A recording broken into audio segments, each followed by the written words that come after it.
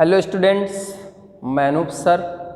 आज हम लोग क्लास 10th सिविक्स के फर्स्ट लेसन पावर शेयरिंग का तीसरा लेक्चर्स देखेंगे, जिसमें हम लोग सत्ता की साझेदारी क्यों ज़रूरी है। इसके पहले दो वीडियो हमने देखा है, बेल्जियम एंड श्रीलंका की दो स्टोरीज़ के माध्यम से हमने समझा है। आज हम देखेंगे पावर शेयरिंग इज डिसरेबल, यानी कि इसकी ज़रूरत क्यों है। तो उन दोनों कहानियों को अगर देखें, श्रीलंका और बेल्जियम, तो यह निष्कर्ष निकलता है कि हमें पावर शेयरिंग क्यों करनी चाहिए। इसके दो इम्पॉर्टेंट तर्क निकलते हैं या दो पॉइंट्स निकलते हैं। पहला जो पॉइंट है वो कहता है हमें सत्ता की साझेदारी इसलिए करनी चाहिए, यानी हमें पावर शेयरिंग का कार्य इसलिए किया जाना चाहिए क्योंकि पावर शेयरिंग के माध्यम से हमारे कम्युनिटीज़ के मध्य जो टकराव का अंदेशा है, वो टकराव का अंदेशा समाप्त हो जाता है या रुक जाता है। ठीक है ना? क्योंकि अगर हम पावर शेयरिंग ठीक से नहीं करते हैं तो उससे हिंसा यानी वायलेंस, ठीक ना, और राजनीतिक अस्थिरताएं पैदा होती हैं। अस्थिरता, राजनीतिक अस्थिरता पैदा होती है, यानी एक प्रकार से कहें तो पॉलिटिकल, ठीक है ना, इनस्टेबिलिटी की कंडीशन आती है, हिंसा और पॉलिटिकल इनस्टेबिलिटी। इसलिए हमें करना क्या चाहिए कि पावर शेयरिंग के तहत हमें जो समाज है उसमें की सभी कम्युनिटी, सभी लैंग्वेज के लोग हों या सभी कास्ट के लोग हों, उन लोगों का और अल्पसंख्यकों का, ठीक है ना, यानी मेजॉरिटियन द्वारा अल्पसंख्यकों पर अपना बहुमत नहीं लादना चाहिए, बल्कि इनको भी समान महत्व दिया जाना चाहिए, जिससे नेशंस ऑफ यूनिटी, यानी कि जो हमारे देश की एकता है, नेशंस ऑफ यूनिटी, वह स्थापित रहे। दूसरे रीजन पर चलते हैं। दूसरा क्या कहता है कि हमें पावर शेयरिंग क्यों करनी चाहिए। दूसरा कहता है जो ये पावर शेयरिंग है, यह पावर शेयरिंग ही लोकतंत्र की आत्मा है। लोकतंत्र की आत्मा है, यानी spirit of democracy. Power sharing is a spirit of democracy, यानी पावर शेयरिंग लोकतंत्र की आत्मा होती है, यानी कि स्पिरिट ऑफ पावर शेयरिंग। तो हम इसमें कहते क्या हैं कि जो लोग शासन व्यवस्था के अंतर्गत हैं, ये क्या कहता है कि जो लोग शासन व्यवस्था के अंतर्गत हैं,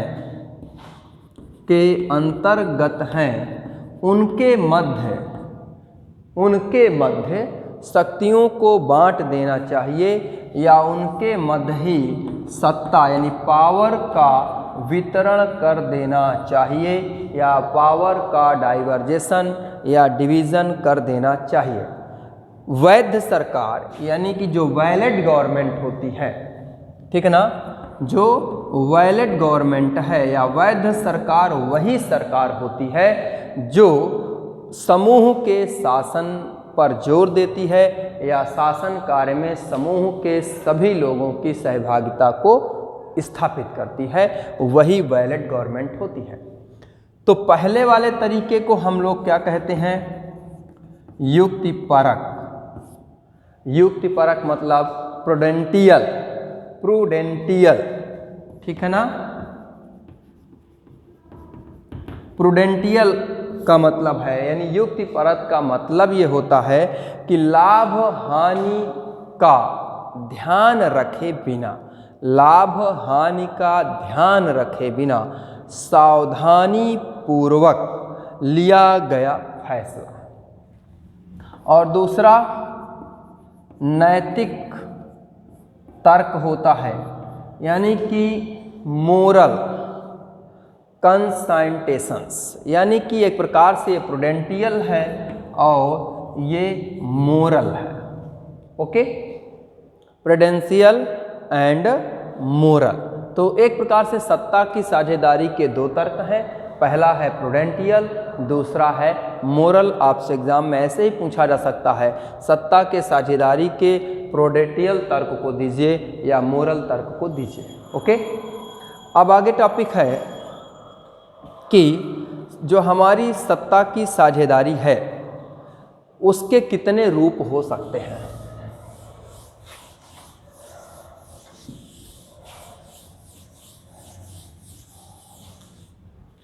ठीक है, यहां से चेंज करते हैं।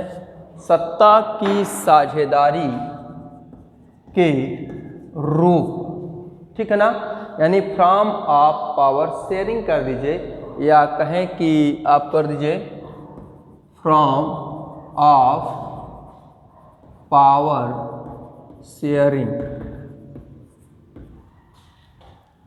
ठीक है, तो सत्ता की साझेदारी के इम्पॉर्टेंट 4 रूप हैं। सत्ता की साझेदारी के कुल कितने रूप हैं? 4 रूप हैं।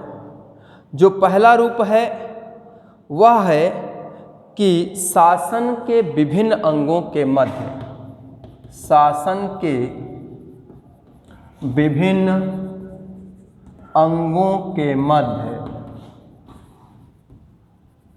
सत्ता का बंटवारा, यानी शासन के विभिन्न अंगों के मध्य सत्ता का बंटवारा, यानी power shared among different organ of government. ठीक है ना, पावर शेयर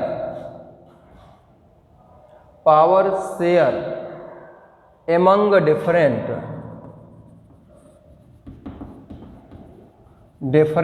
ऑफ गवर्नमेंट। इसका मतलब कहता है पहला कि शासन के विभिन्न अंगों के मध्य सत्ता का बंटवारा किया जाना, यानी शासन के जो विभिन्न अंग हैं वो कौन है? विधायिका,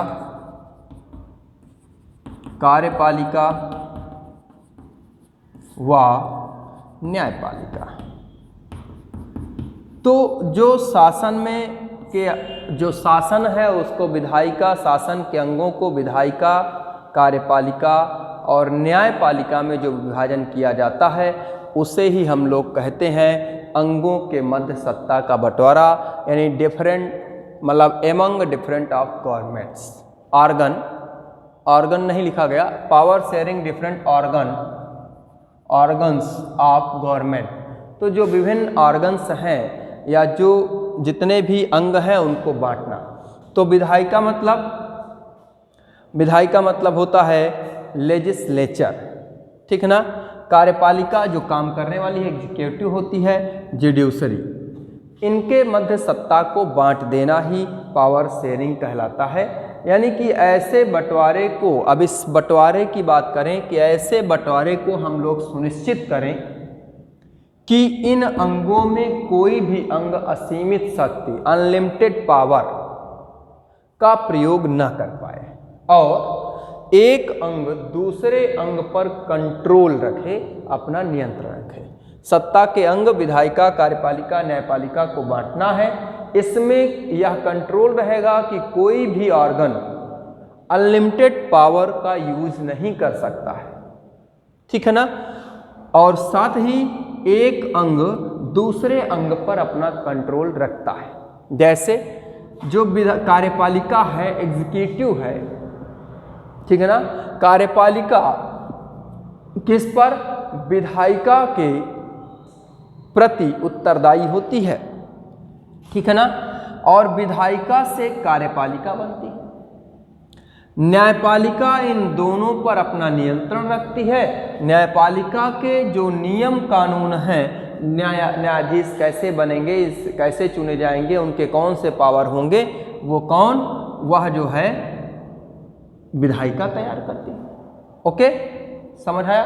तो यह अलग अलग इनके अंग हैं जो अनलिमिटेड पावर का यूज नहीं कर सकते हैं। साथ ही यह सभी अंग एक दूसरे से जुड़े होते हैं या एक दूसरे का इन पर कंट्रोल होता है या नियंत्रण होता है। इसलिए इस सिस्टम को, इस वितरण प्रणाली को नियंत्रण और संतुलन, नियंत्रण और संतुलन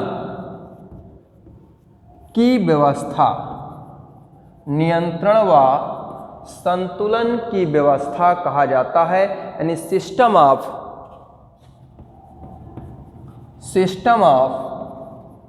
checks and balance, checks and balance बनाने और कंट्रोल करने का काम करता है। इस प्रकार के वितरण को, विधायिका, कार्यपालिका और न्यायपालिका के वितरण को हम लोग क्षैतिज वितरण, क्षैतिज वितरण का मतलब है हॉरिजेंटल, क्या है, हॉरिजेंटल। तो हम लोग इस प्रकार के वितरण को हॉरिजेंटल वितरण के नाम से, यानी हॉरिजेंटल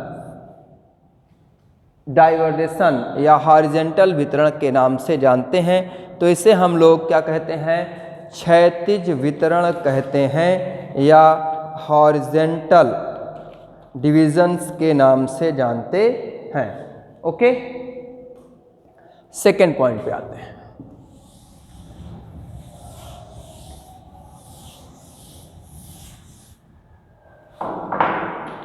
जो इसका दूसरा पॉइंट है उसका नाम है शासन के बीच विभिन्न स्तर पर सत्ता का वितरण। शासन के विभिन्न स्तर पर सत्ता का वितरण या बंटवारा, ठीक है ना, ये वही रहेगा। शासन के विभिन्न स्तर पर सत्ता का वितरण, यानी power shared among government at different level, ठीक है ना। यहाँ पर हो जाएगा power shared among government different level, यानी हम लोग यहाँ डिफरेंट लेवल की बात करेंगे, किस लेवल पर इसका किस प्रकार से वितरण होता है। लेवल का मतलब है जैसे हम लोग बांटते हैं केंद्र सरकार, यानी किसी भी कंट्री में एक केंद्र सरकार होगी। इस केंद्र सरकार के अधीन कई स्टेट गवर्नमेंट होंगी, यानी कि राज्य सरकारें होंगी।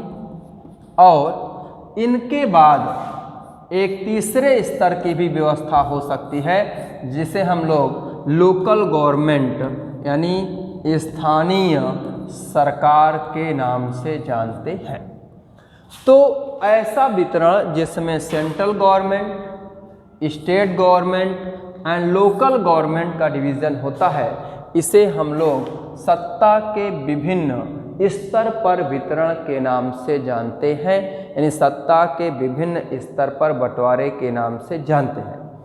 इसमें उच्चतर का निम्नतर स्तर की सत्ता पर जो वितरण होता है, इस वितरण को हम लोग ऊर्ध्वाधर वितरण के नाम से जानते हैं, यानी कि वो हॉरिजॉन्टल था तो ये वाला क्या हो गया, मतलब एक प्रकार से कहें तो वेराइटिकल्स यानी कि ऊर्ध्वाधर वितरण। एक चीज़ और, इसी को हम लोग संघीय शासन यानी फेडरलिज्म के नाम से जानते हैं। तो जो फेडरल सिस्टम है वही सत्ता के बीच विभाजन है या शक्तियों का वितरण है।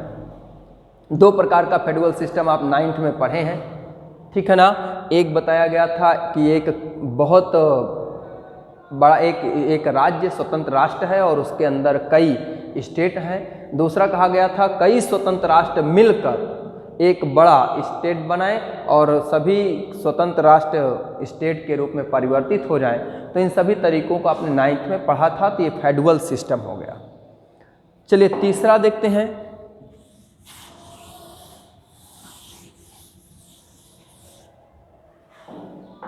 जो तीसरा नंबर है डिफरेंट सोशल ग्रुप के बीच में, यानी शासन का विभिन्न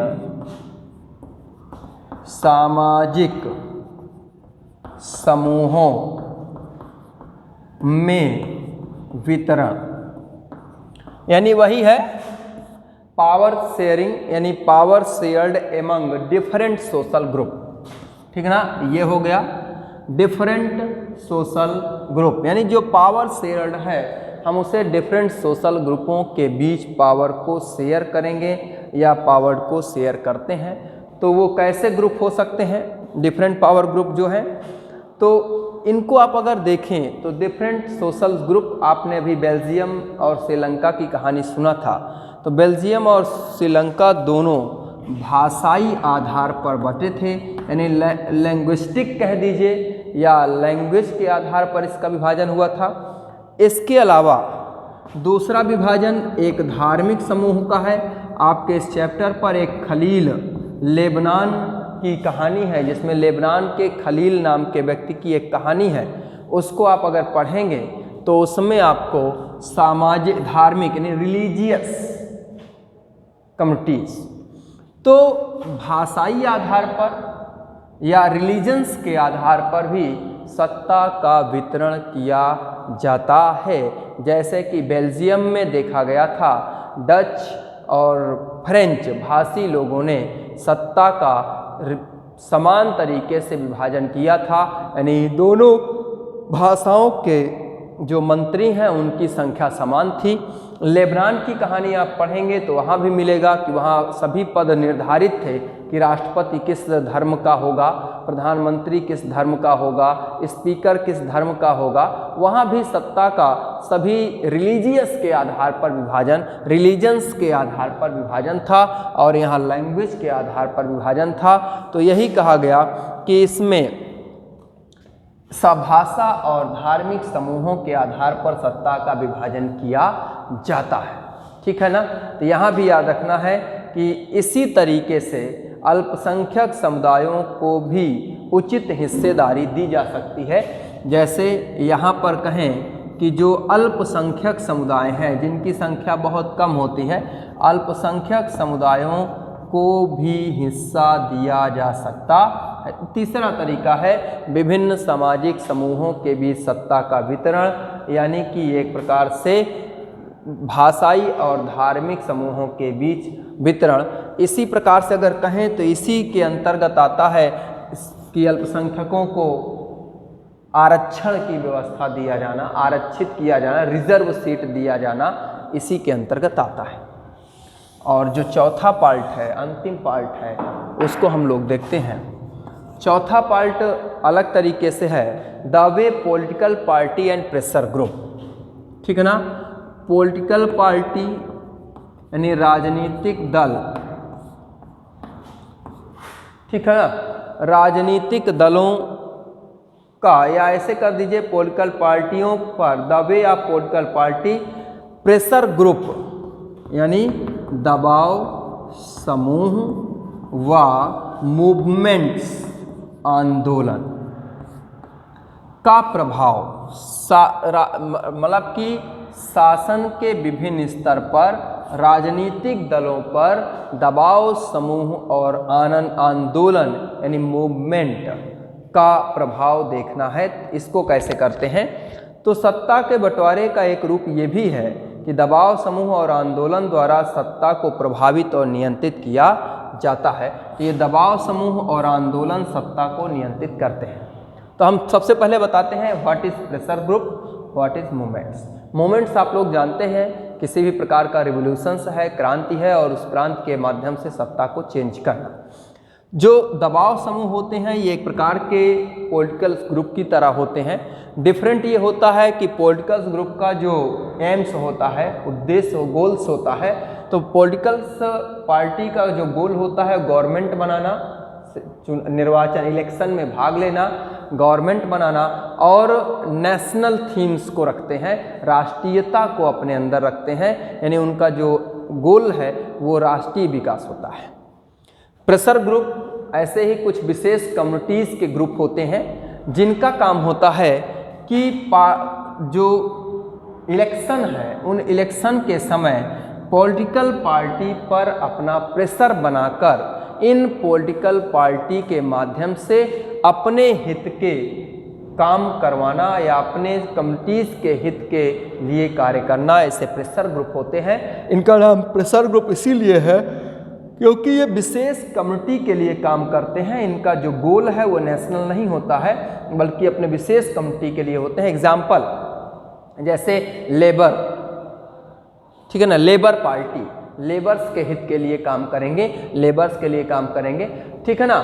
जैसे नवयुवक यूनियन, वो अपने नवयुवकों के लिए काम करेंगे। जैसे कोई समाज होता है, किसी कास्ट का समाज होता है कि श्रीवास्तव समाज, ये समाज, ठीक है ना, वो सभी प्रकार के किसान यूनियन, किसानों का यूनियन, ये सभी प्रेशर ग्रुप होते हैं जो चुनाव नहीं लड़ते हैं लेकिन चुनाव के समय इन पॉलिटिकल पार्टियों को सपोर्ट करते हैं और उस सपोर्ट के बदले पॉलिटिकल पार्टी से अपने हित के कार्य को करवाते हैं। तो इसमें अगर कहें तो यह भी मिलकर सत्ता में चुनाव नहीं लड़ते हैं लेकिन अपने सत्ता को डिवीज़न करने या इस तरह से बांटने का प्रयास करते हैं। तो एक ये भी तरीका है कि शासन में राजनीतिक दलों पर प्रेशर ग्रुप और मूवमेंट के द्वारा इसे कंट्रोल किया जाना।